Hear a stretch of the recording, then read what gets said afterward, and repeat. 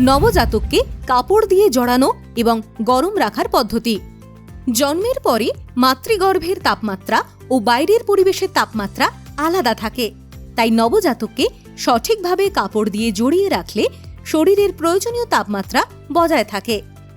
শিশুকে একটি পরিষ্কার সুতির কাপড় দিয়ে জড়িয়ে রাখতে হবে এবং ঘন ঘন মায়ের দুধ খাওয়াতে হবে, যা শারীরিক তাপমাত্রা বজায় রাখতে সাহায্য করবে। নবজাতককে জড়ানোর আগে অবশ্যই ভালো করে সাবান দিয়ে হাত ধুতে হবে।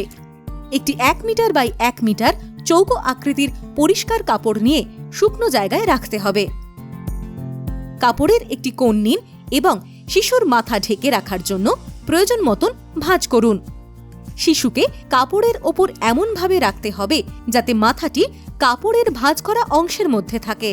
কাপড়ের ভাঁজ করা অংশটিতে শিশুর মাথা ও দুটি কান ঢেকে তার কপাল অবধি আনুন এবং চিবুকের নিচে 1 হাত দিয়ে ধরে রাখুন, যাতে কোনো রকমভাবে ফাঁক না থাকে অথচ অতিরিক্ত চেপেও না যায়।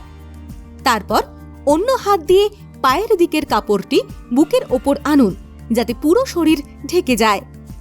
এরপর যে কোনো এক পাশের কাপড়টি নিয়ে এমনভাবে শিশুর পিঠের নিচে রাখুন যাতে শরীর এবং হাত ঢেকে যায়।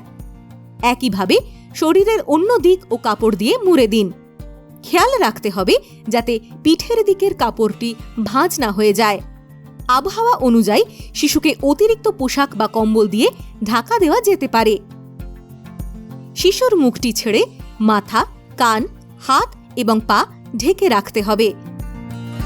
খেয়াল রাখতে হবে যাতে নবজাতকের কোনো অস্বস্তি না হয়।